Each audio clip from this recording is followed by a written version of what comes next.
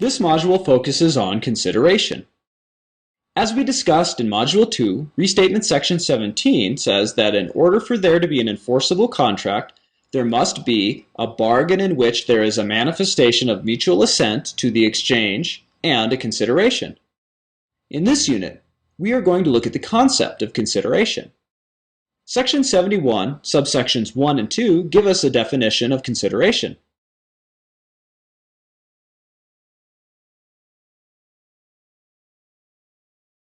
In other words, consideration for a promise is the thing or action that the promisor wants in exchange for his willingness to make a promise. The Latin phrase for this is quid pro quo, which translates as this for that.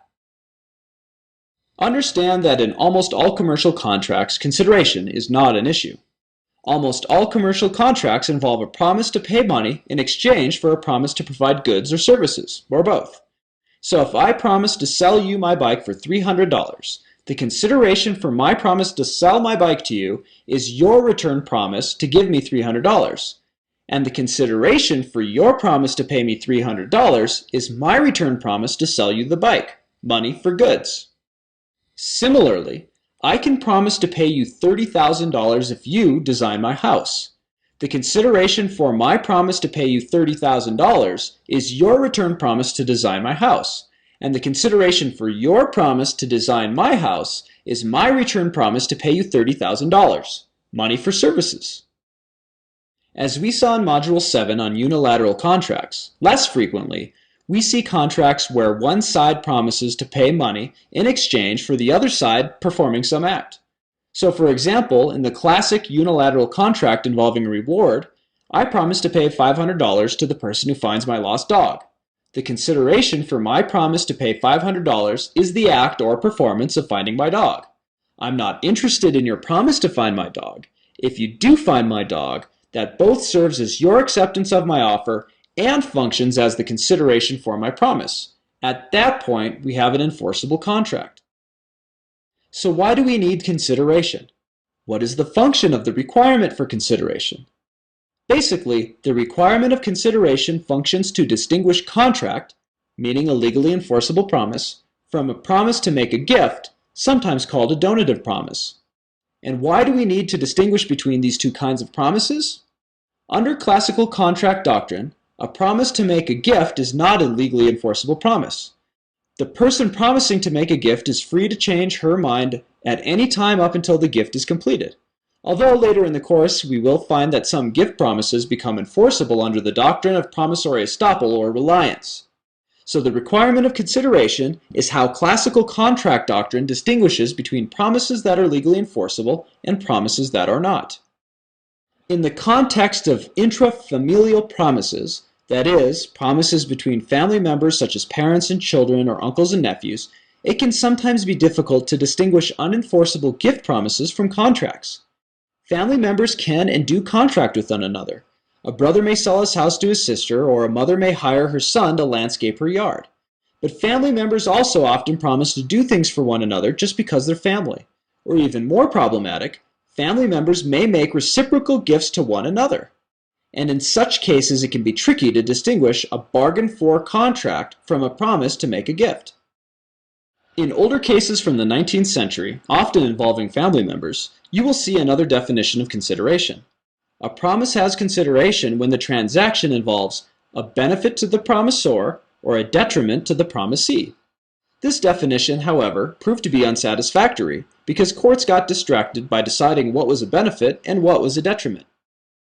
So, for example, if a father promises to give his son a new car if the son finishes college, is there consideration under this older definition? Is there a benefit to the father? Well, there's certainly no chance of a pecuniary benefit. Quite the opposite.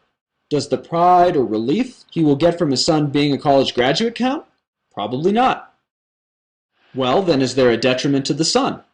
Consideration requires benefit to the promisor or detriment to the promisee, not both. One or the other is sufficient. Some would argue that there is no detriment to the son in having a college degree. Rather, that's a benefit. Others would say, in the context of the law of contracts, a detriment is doing something you are not already legally required to do, or refraining from doing something you have a legal right to do. The son is not legally required to get a college degree, so his getting one at his father's behest is a legal detriment.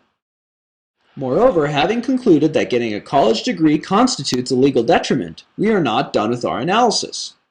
That is because a promise to make a gift can come with a condition, and a condition can be a legal detriment.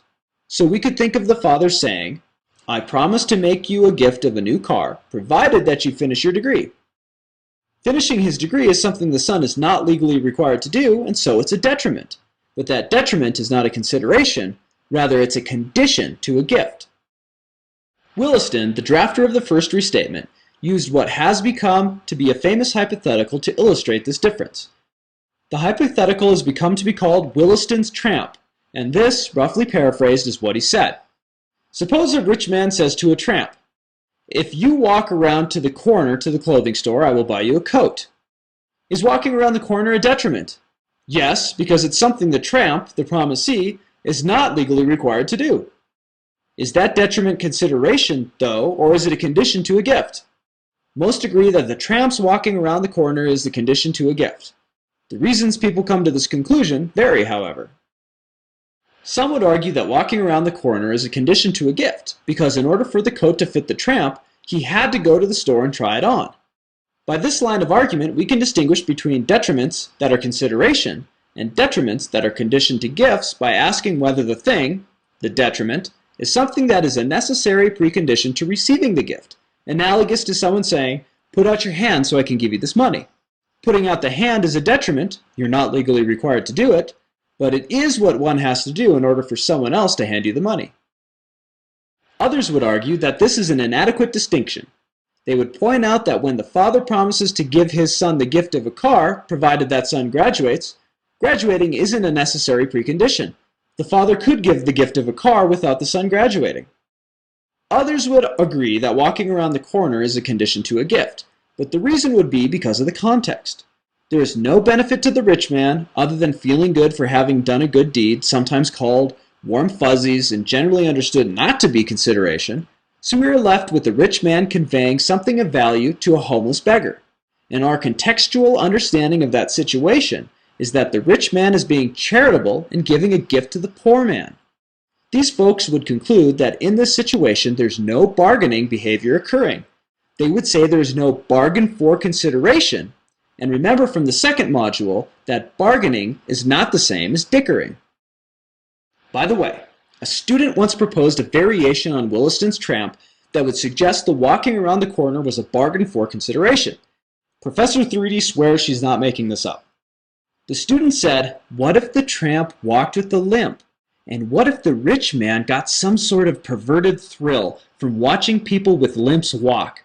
Then would the walking around the corner be the consideration for the promise to buy him a new coat? The response? Probably yes. Here, there's a benefit, albeit an idiosyncratic one, to the rich man.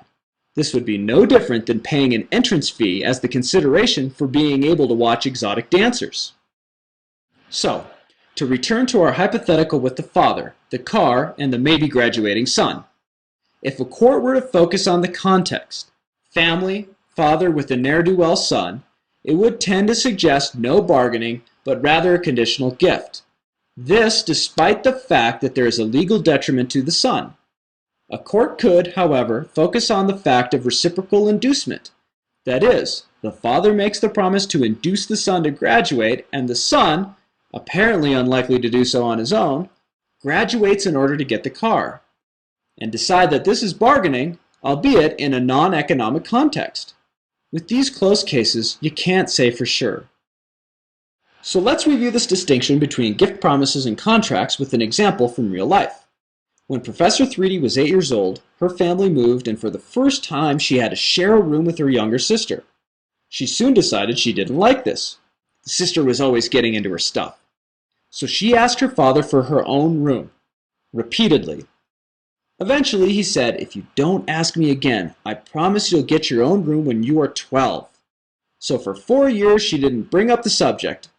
On the morning of her 12th birthday, she marched up to her father and asked, "When do I get my room?" And then, and this obviously scarred her for life, probably led her to becoming a lawyer. Her father claimed to not know what she was talking about. So, could she have sued her father for breach of promise? Let's ignore the fact that she was a minor.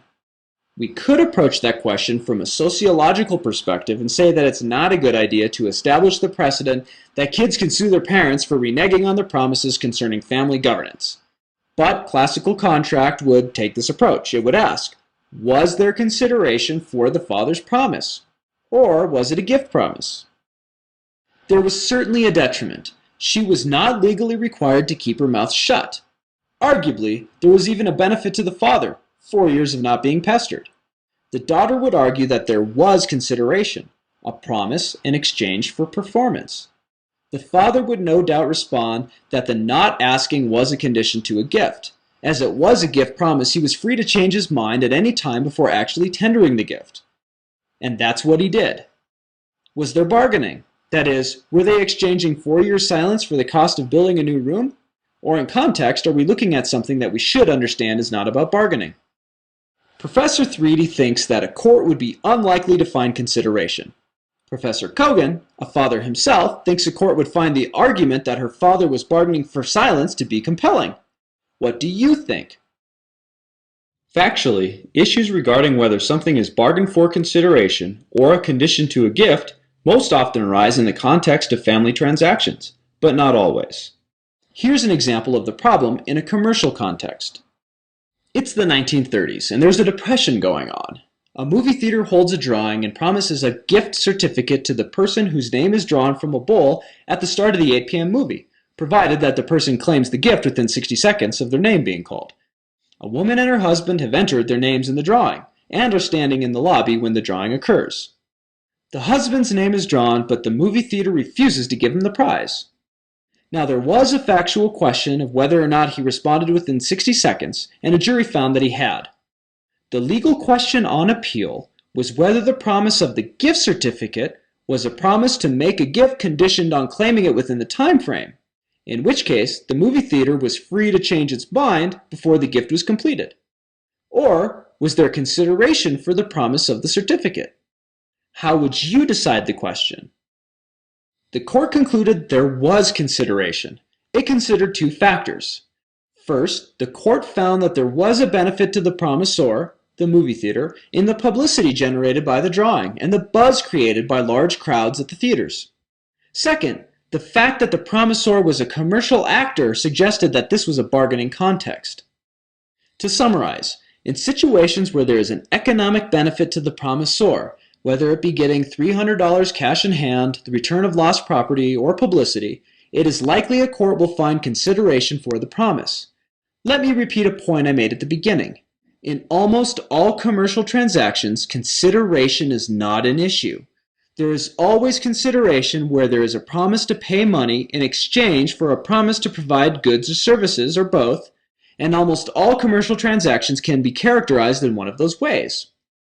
However, where any benefit to the promisor is non-economic, which is sometimes called idiosyncratic value, a court will scrutinize the transaction more closely, taking into account the relationship between the parties and the context in which the promise was made. A court may still determine there is consideration, but the question will be a close one.